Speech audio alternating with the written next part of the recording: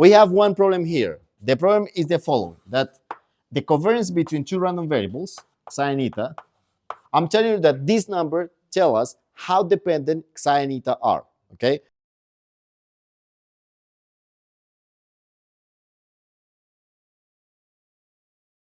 So we can find the variance of psi and eta. This is, for example, 7, okay? And we say the measure of independence between psi and eta is equal to 7. But if I do the following, so we have here the covariance between psi and eta, and I will have here the covariance between, so we have some constant, for example, 5 times psi and 5 times eta. Say that the covariance of this is equal to 7. So the measure of independence between psi and eta is equal to 7. Now, if you have psi and eta, and now you have 5 times psi and 5 times eta, the independence between them, is it going to change or not? It should be the same, right? Because we are multiplying psi and eta by some constant. So how dependent they are, it doesn't supposed to change, right? But we will have that. What is this equal to? The covariance of these two, 5 psi and 5 eta. Well, will be 25 multiplied by 7. So a number which is way higher, right? So here we have that the measure of independence of psi and eta is equal to 7.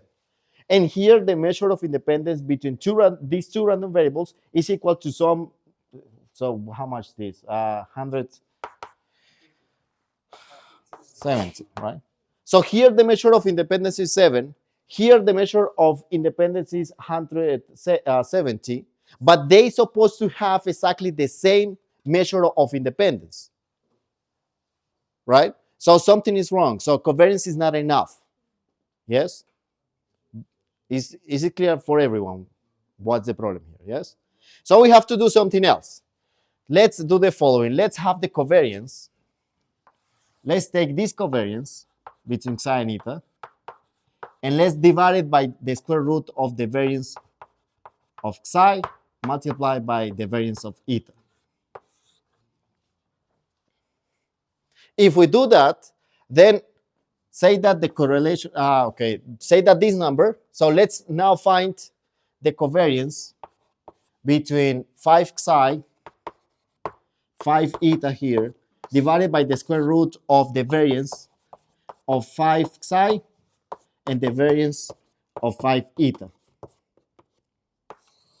What is this equal to now? So we already know that this number right here is 170, 75, yes? And we have to divide this by this, right? So what do we obtain here? Multiply by the square root of the variance of psi and the variance of eta. Yes? And here for this, so let's do the same right here. So the covariance between psi and eta divided by the square root of the variance of psi and the variance of eta. So this will be equal to 7 divided by the square root of the variance of psi and multiplied by the variance of eta. Now this right here, we can cancel these 5 from here. These 5, it should be, yeah, we had, yeah, this is 25 here.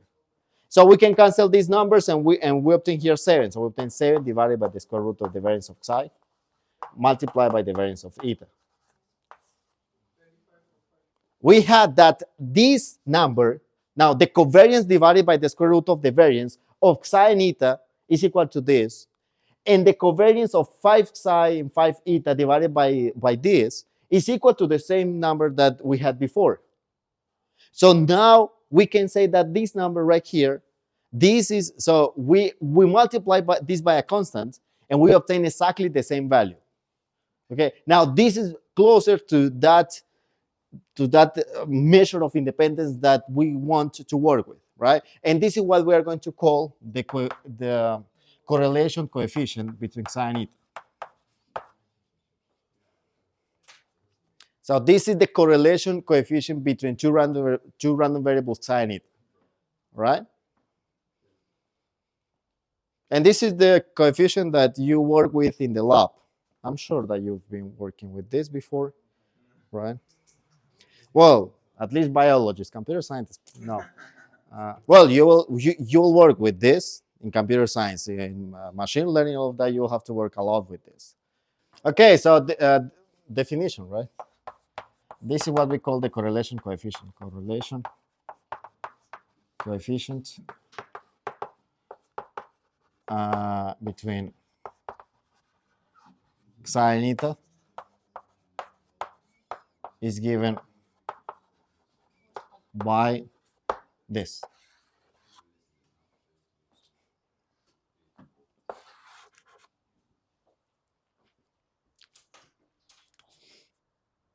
Now, formally, this works only if psi and eta are not constants. Okay? So psi and eta are not constants. Because we know that what is the variance of a constant? 0. So if we have a constant, then we have that we are dividing by 0. That's not okay. So we need to understand that psi and eta are not constant. Now, what if psi or eta is a constant? Then what is the correlation coefficient between psi and eta? Huh? No. If say that psi is equal to 5, so for example, eta is normal and psi is equal to 5. What is the correlation coefficient between eta and psi? 0. 0 because they are independent, right? Any constant is independent with any other random variable because the constant will be the constant always. Okay? So if we have that psi or eta is a constant, then the correlation coefficient is just equal to 0 by definition. Okay? All right. Any questions? Now look, the good thing about the correlation coefficient is that this number, because obtained, again, we have a number, this number is always between -1 and 1. Okay, so this is a claim. We have that the absolute value of the correlation coefficient between psi and eta for any psi and eta is always less or equal than 1. So let's prove it. So the covariance was any real number. The covariance is not bounded by any number. The covariance can be 1 million. But the correlation coefficient will be always between 1 and -1. Okay? So this is way better. Now, how to prove this? For proving this, we need to change a little bit psi and eta in the following way. So let's have a new random variable psi prime, which is going to be equal to okay, let me have this the following, by the way. So covariance of psi and eta. So let's have, no, just here. So psi minus the expected value of psi divided by the square root of the variance of psi. Okay, so I'm going to introduce a new random variable. So I have the random variable psi, and I'm going to work with a new random variable psi prime. This random variable is the following: psi minus the expected value of psi divided by the square root of the variance of psi. The expected value of psi and the variance of psi are numbers, are constants. So I can do that, right? So this is like having psi minus 5 divided by 4. I don't know, any numbers. So the numbers that we obtain for the case that we have. Now, what is the variance of psi prime?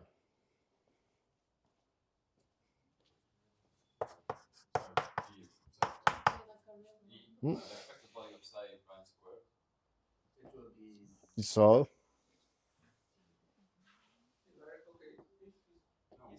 0, yes, 0, right? So look, we have this constant here, right? So we can take this constant out, and then we have the expected value of psi minus the expected value of the expected value of psi.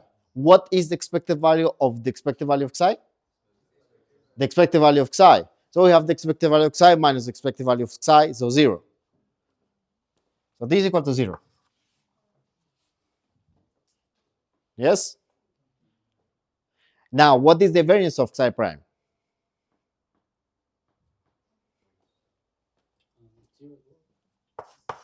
No.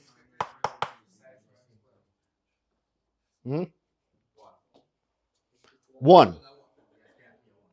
1.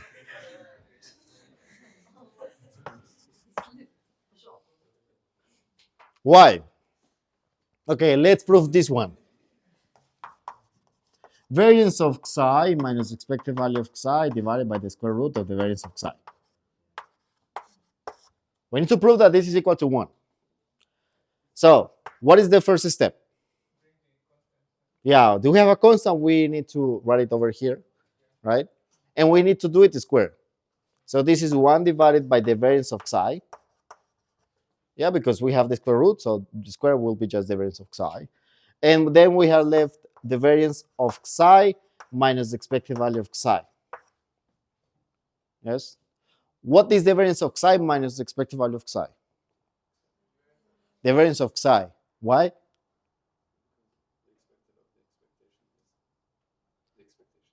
Yeah, but so? From the formula, when we plug in the numbers, we'll get the expectation of xi square. Well, yeah, well, that's the proof, but we already know this property, that the variance of xi plus a, where a is a constant, this is equal to the variance of xi. Yes? So look, how to understand that? This is xi. Yes? Now, xi plus a is going to be this. We just move, right? We just move the center, like the mean value. But the variance, so how far we are from the mean value, doesn't change. So the variance of xi plus a is the variance of xi. So the variance of xi minus the expected value of xi, this is a constant. This is a constant number. This is just the variance of xi. So we have that this is the variance of xi divided by the variance of xi. So do you want? Right? So we have that xi prime. So for any random variable xi, we can introduce a new random variable xi prime such that the expected value of xi prime is equal to 0 and the variance is equal to 1. So how do we call this? We centralize the random variable, right?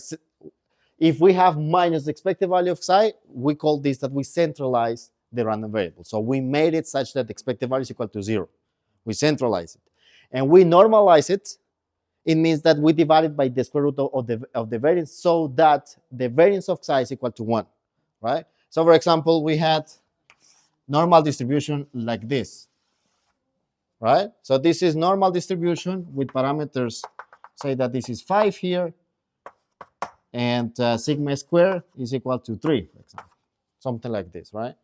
So if we centralize this distribution, it means that we move this to 0, right? So we do this. Oh, like this, like this. Yes, so right here, 0. So minus 5, we need to write. Now, if we normalize this, then we have to make it like this, right? So that this is equal to 1. Yeah. So we centralize the random variable and we normalize it.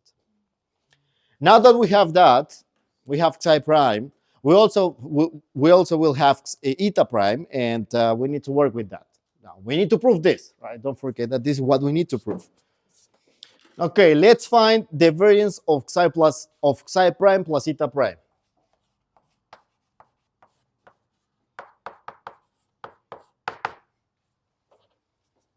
We already know the answer to this, right? We already know the variance of two random variables. The sum of two random variables is equal to what?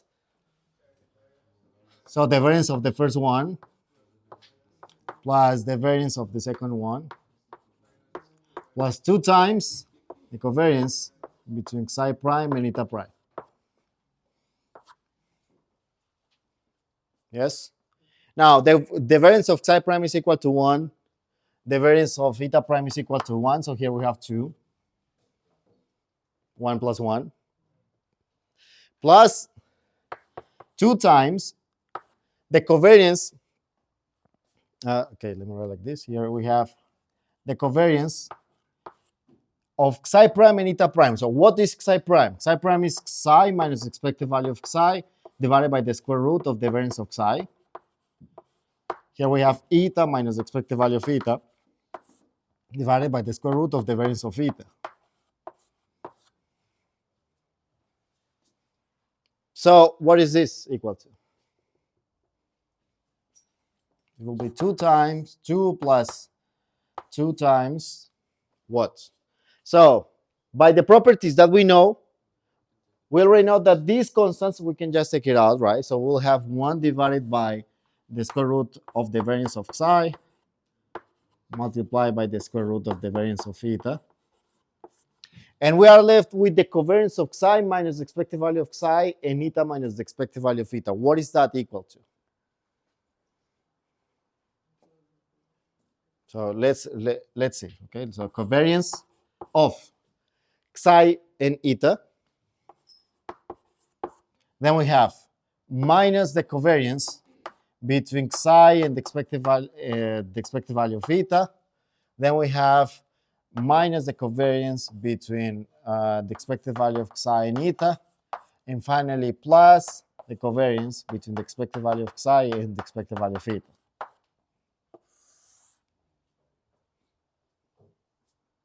Yeah. But we know that this is equal to what? To 0. Why? Because the expected value of theta is a constant. So this is 0, and this is 0, and this is 0 as well. Right? So we have zeros because we are talking about some constants here.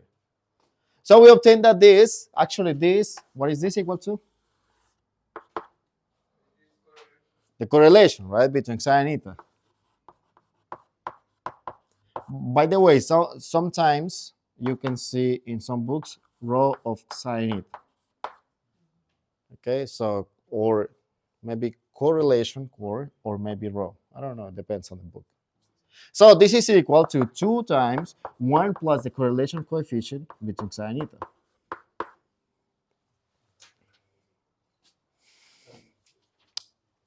Yeah. Okay, good. Now what? Now we know that the variance, what do we know about the variance?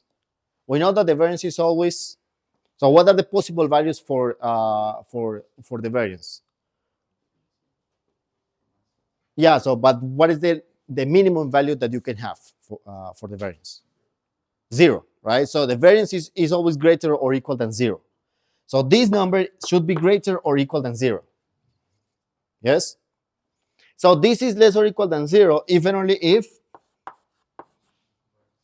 well, we can see that the correlation coefficient, so we'll have that the correlation coefficient between psi and eta, well, this is, here we have 0. Then we have that this is greater or equal than 1. Sorry, minus 1. So we already obtained the first result. We obtained that the correlation should be at least minus 1. What else do we have to prove? Then it should be less or equal than 1. Okay? Now, how do we prove that? Well, all that we have to do is the following. Instead of plus here, let me write minus.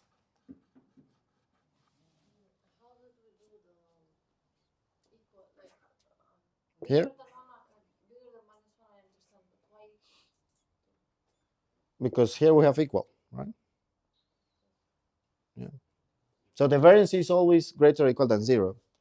Then this equality holds even only if this holds. Yeah? So if I have the variance of psi prime minus eta prime, then what do I do with this plus? Now, should I change it by minus or not? Good question, yes. So what is the covariance? Let me write that over here. What is the variance, sorry, of psi minus eta equal to? Variance of psi plus variance of eta minus 2 times the covariance. Now, I do understand this minus, but why here plus if here I have minus? Yeah, you can have this minus 1 here, as so you can have that this is equal to the variance of psi plus minus 1 eta. So this constant minus 1 will be outside the square. So minus 1 squared, so 1. Okay, so that's why here is plus. So we don't change this plus from here. We don't change it. But this plus right there, we change it by minus. So here we'll have minus. Yeah. So here minus, here minus, here minus. So we obtain that this is less or equal than 1.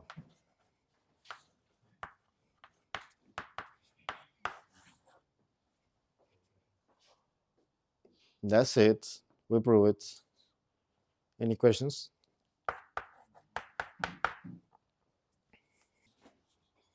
Great. So we know that the correlation coefficient is between minus 1 and 1. Now, what if the correlation coefficient is equal to 1? What is the meaning of that? Right? What is it if the correlation coefficient is equal to minus 1?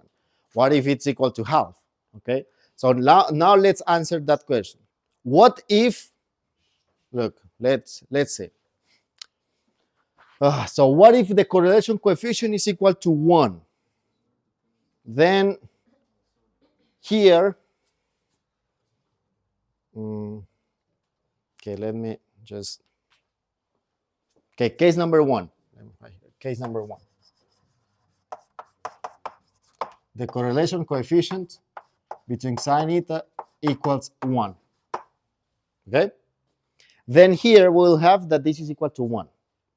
Yes? So we obtain then that that 2 times 1 minus 1, right, is equal to the variance of psi prime minus eta prime.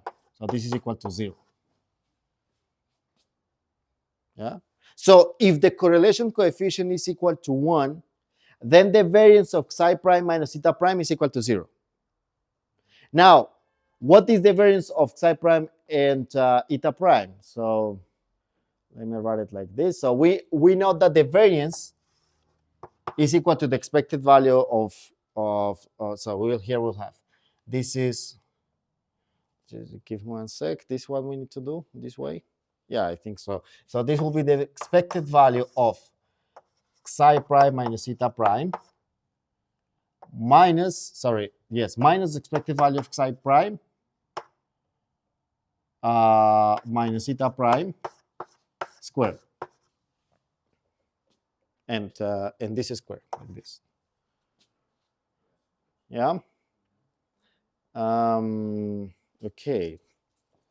All right. Yes. So look, the variance is equal to this, and the variance is equal to 0. So we obtain that this is equal to this. So we get that the expected value of psi prime minus eta prime squared is equal to the expected value of psi prime minus eta prime, and all of this is squared.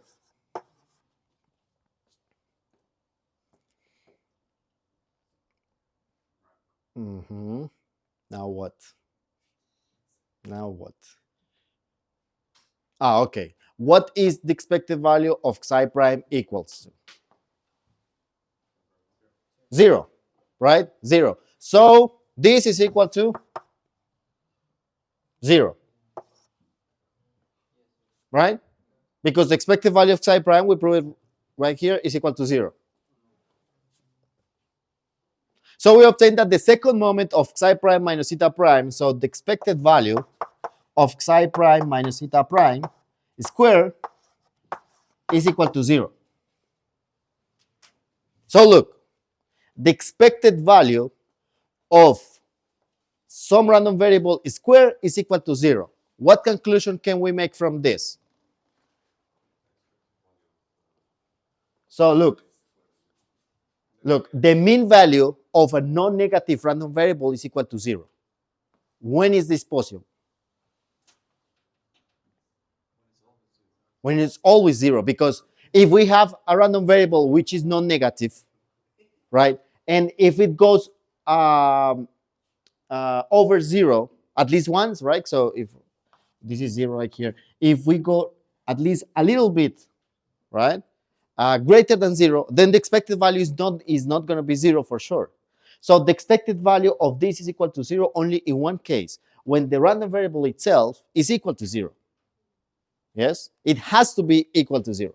So from this follows that psi prime minus eta prime squared is equal to 0. Now what? Now we need to get back here to understand what is psi prime, what is eta prime, and to get that is equal to 0. So let's do that over here.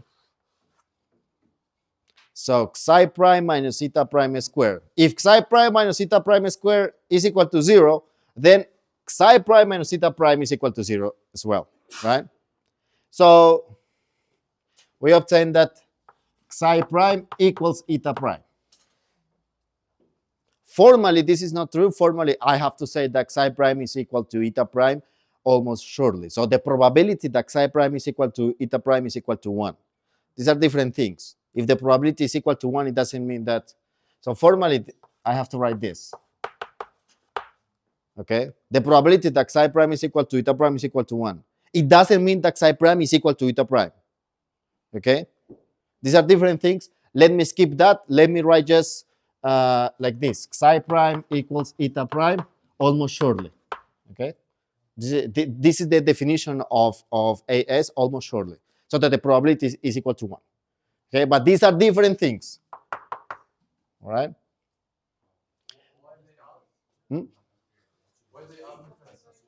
Because look, the probability that they are equal is equal to 1. It means that the measure. Okay, I think that it's better to give some example.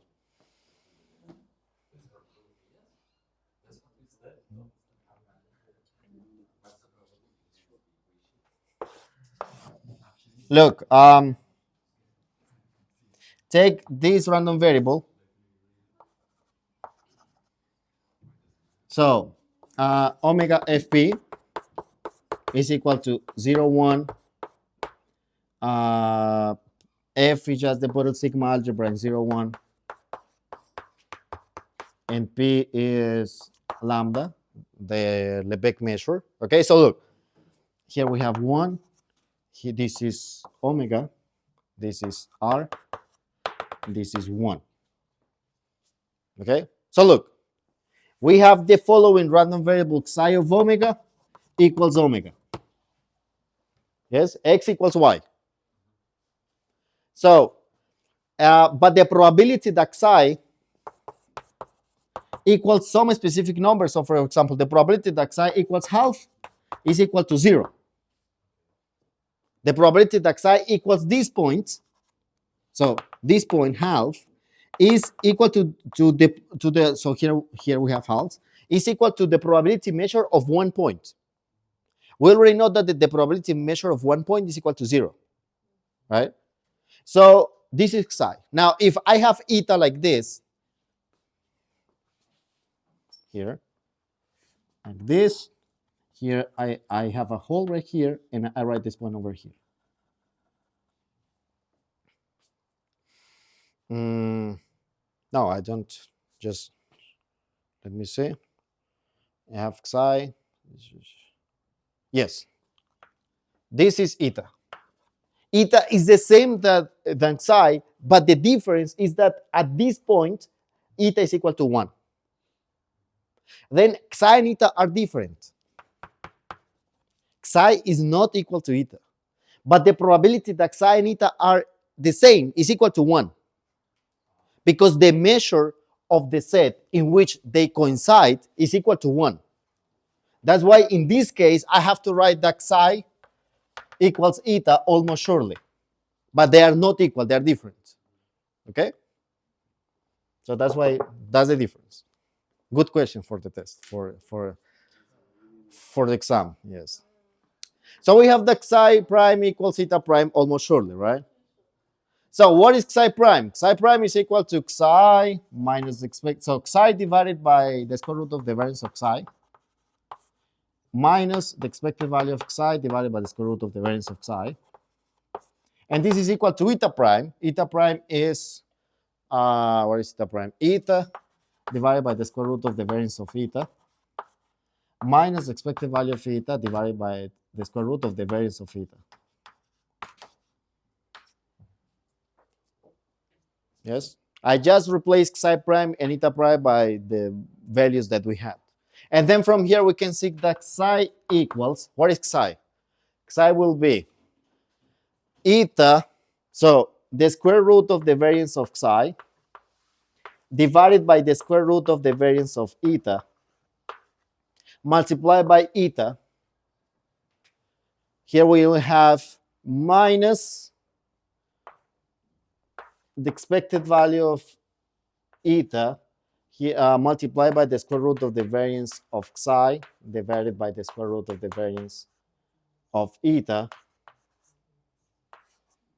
and plus this, so minus the expected value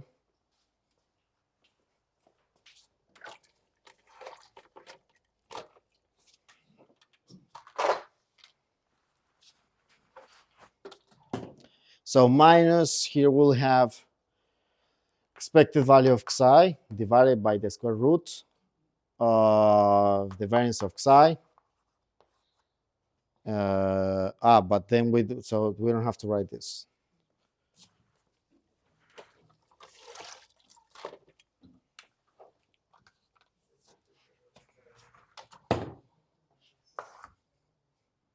So look, we obtain that psi is equal to A eta plus B.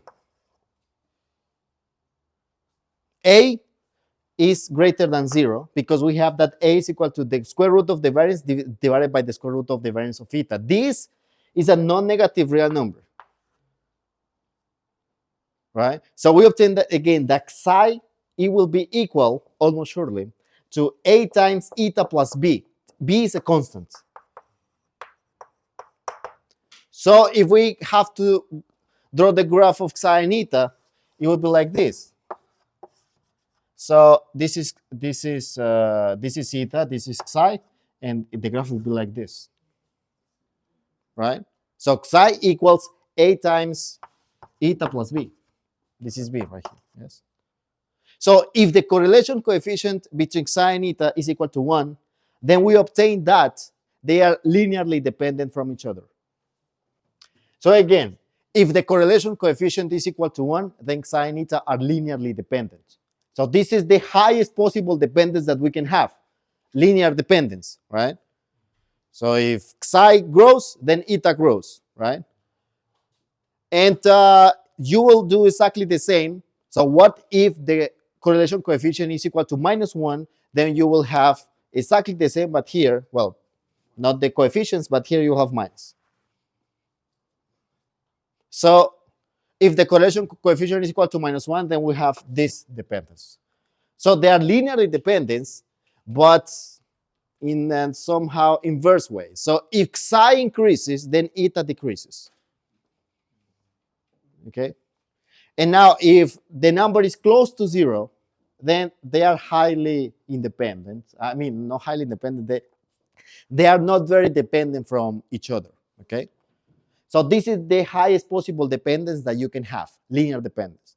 But this is not the only one. Maybe if psi changes by 1 million, eta changes by 2.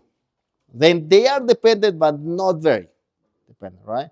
But still they are dependent. Then the correlation coefficient will be very close to 0. Okay? Any questions?